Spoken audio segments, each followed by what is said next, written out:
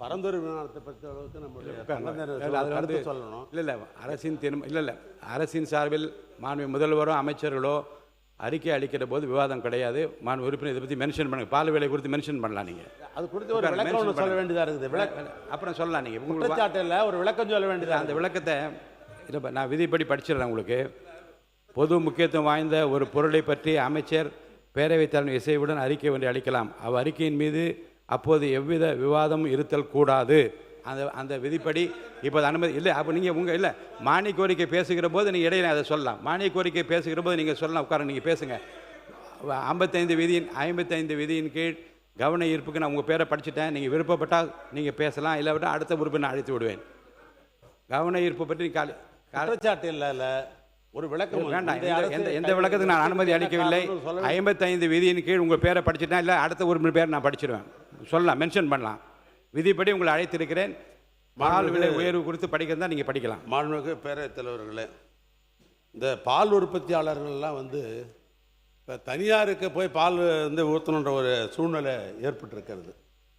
ஆவினுக்கு பால் ஊற்றினால்தான் பயனாளிகள் தமிழ்நாட்டில் இருப்பவங்க யாரெல்லாம் பாலை பயன்படுத்துகிறாரோ அவர்களுக்கு சௌகரியமாக இருக்கும். குறைந்த விலையிலே அவர்கள் பயன்படுத்த முடியும்.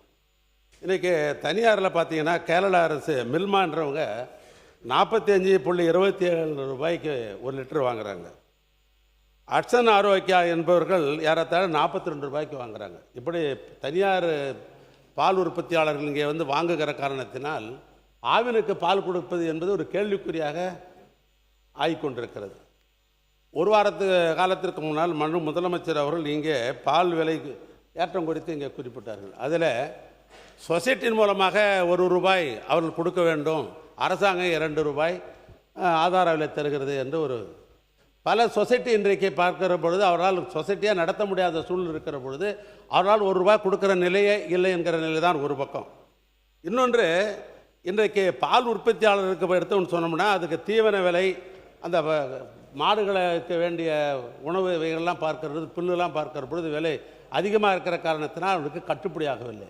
அவருடைய எதிர்பார்ப்பு என்பது 45 ரூபாய் கொடுத்தால் பரவாயில்லை, எப்படியாவது அதுதான் கட்டுப்படி ஆகுன்ற நிலை இருக்கிறது. அதனால் தமிழ்நாடு முழுவதும் எனக்கு தெரிந்த கிட்டத்தட்ட பார்த்தீங்கன்னா உங்களுக்கே தெரியும், ஒரு 10க்கும் மேற்பட்டிருக்கிற பால் உற்பத்தியாளர் சங்கங்களே அங்கங்கே போராட்டங்கள் என்ற அடிப்படையில் செய்வதோடு மட்டுமல்ல 24ஆம் தேதியிலிருந்து நாங்கள் ஆவினுக்கு பாலை ஊற்ற மாட்டோம் என்ற நிலையிலே அங்கங்கே நடைபெறுகிறது. தொலைக்காட்சியில் பார்க்கிற பொழுது தாய்மார்கள்லாம் பாலை கொண்டாந்து கொட்டிட்டு அந்த அதிருப்தியை வெளிப்படுத்தி கொண்டிருக்கிறார்கள். எனவே அரசை பொறுத்தளவுக்கு அவங்க குறைந்தபட்சம் 45 ரூபாயிலிருந்து 46 ரூபாய் 1 லிட்டருக்கு எதிர்பார்க்கிறார்கள்.